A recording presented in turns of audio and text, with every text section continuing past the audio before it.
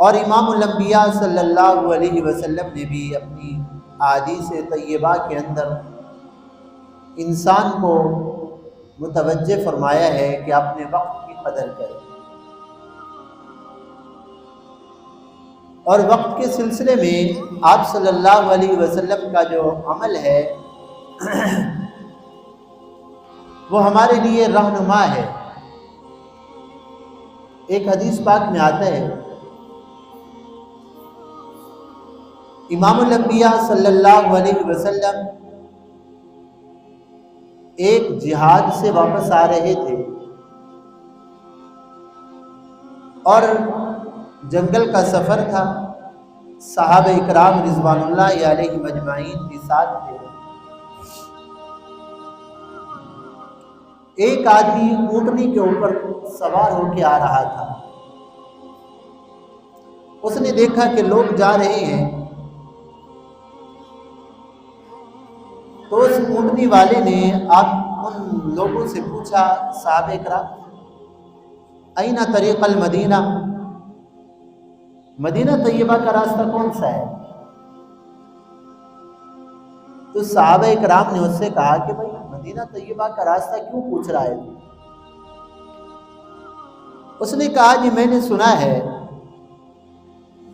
کہ مدینہ طیبہ میں اللہ کے محبوب ہیں امام الانبیاء صلی اللہ علیہ وسلم ہیں، میں ان کی بارگاہ میں جانا چاہتا ہوں تاکہ میں کلمہ اسلام پڑھوں اور مسلمان ہو جاؤں، میں اس لیے راستہ پوچھ رہا ہوں مدینہ طیبہ۔ تو صحابہ اکرام نے اس سے کہا ابشر، تمہیں مبارک ہو، خوشخبری ہو تمہیں، مدینہ طیبہ تو بہت دور ہے، لیکن جس ہستی کے لیے دیدار کے لیے تم جانا چاہتے ہو اللہ نے تمہیں راستے میں ملا۔ آپ صلی اللہ علیہ وسلم یہاں موجود ہیں، تم آقا کے لیے جا رہے تھے نا، آقا کی زیارت کے لیے، تو آقا یہاں موجود ہیں، تمہیں مبارک ہو۔ تو انہوں نے بتایا کہ وہ آپ صلی اللہ علیہ وسلم قافلے کو اس حصے میں جا رہے ہیں، تو وہ اپنی اونٹنی کو موڑتے ہوئے آیا اور آپ صلی اللہ علیہ وسلم بھی سوار ہیں اونٹنی کے اوپر، اور وہ جو آدمی آ رہا تھا وہ بھی اونٹنی پہ سوار تھا۔ تو اس نے آ کے آپ صلی اللہ علیہ وسلم کی سواری کے ساتھ اپنی سواری ایسے قریب کر دی، کہا کہ محبوب مجھے کلمہ پڑھائیے۔ اب سفر چل رہا ہے، آپ صلی اللہ علیہ وسلم یہ وقت کی اہمیت ہمیں بتلا رہے ہیں۔ اللہ جو موقع دے، جو وقت دے، اس کو غنیمت سمجھے، اس کو ضائع نہ کریں کہ جی بعد میں کام کریں گے، نیکی بعد میں کریں گے نا۔ تو آپ صلی اللہ علیہ وسلم نے اس سے یہ نہیں فرمایا کہ بھائی ابھی سفر ہے، چلو ہمارے ساتھ مدینہ طیبہ میں آرام سے آپ کو سارے دین کے مسائل سکھائیں گے، ایمان بھی سکھائیں گے، سارا کچھ سکھائیں گے، آقا نے یہ نہیں فرمایا، بلکہ اونٹنی کے اوپر چلتے چلتے آپ صلی اللہ علیہ وسلم نے اس کو کلمہ پڑھایا، اشہد ان لا الہ الا اللہ وحدہ لا شریک لہ واشہد ان محمدا عبدہ ورسولہ۔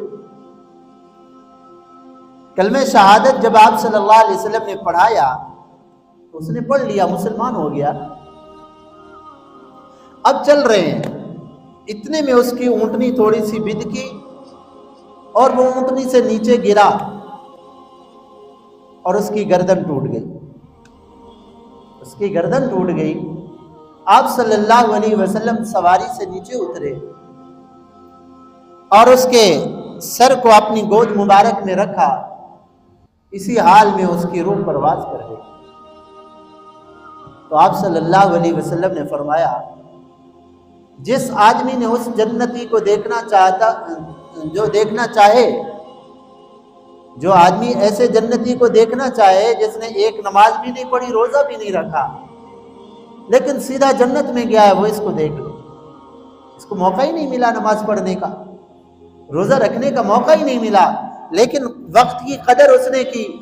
ایک لمحہ پہلے اگر کلمہ پڑھنے سے پہلے اس کی کون سی حالت تھی؟ کفر والی حالت تھی۔ اللہ نہ کرے اگر وہ مر جاتا تو جہنم میں جاتا۔ کلمہ پڑھنے کے بعد کیا دیر لگتی ہے؟ کوئی دیر لگتی ہے بھلا؟ کلمہ پڑھنے کے بعد جب آدمی آپ صلی اللہ علیہ وسلم نے ارشاد فرمایا الاسلام یہدم ما کان قبلہ، آدمی کفر کی حالت میں جو گناہ کرتا ہے اسلام لانے پر وہ پچھلے گناہ سارے معاف ہو جاتے ہیں، تو اس کے پچھلے سارے گناہ معاف، کلمہ پڑھنے کے بعد جنتی، اور اتنے میں اس کو کوئی عمل کا موقع نہیں ملا اور سیدھا جو ہے نا وفات پائی اور آپ صلی اللہ علیہ وسلم کی گود کے اندر جو ہے انتقال کر گیا۔ ہمیں کوئی پتہ ہے کہ ہماری موت کب آئے گی؟ کوئی پتہ نہیں ہے۔ آنے والے لمحات کیا ہیں؟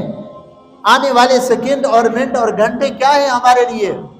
ہمیں کوئی پتہ نہیں ہے۔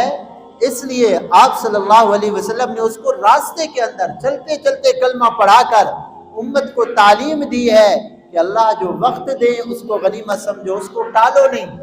آج ہم نیکی کو ٹالتے رہتے ہیں نا، کوئی نیکی کا خیال آتا ہے، مثلا تلاوت کا خیال آتا ہے، ذکر اللہ کا خیال آتا ہے، نیکی کی مجلس میں بیٹھنے کا خیال آتا ہے، ہم کہتے ہیں ہاں جی یہ بعد میں کریں گے، نماز کا ٹائم آ گیا چلو جی ابھی یہ گئی بعد میں پڑھیں گے، بعد میں موقع ہی نہ ملے تو کیا کریں گے؟